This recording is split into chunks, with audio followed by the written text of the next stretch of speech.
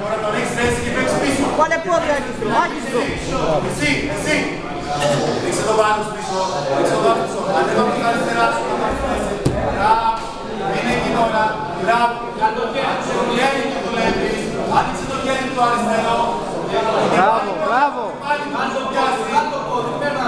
Άνοιξε το χέρι του. Μπράβο Κώστα.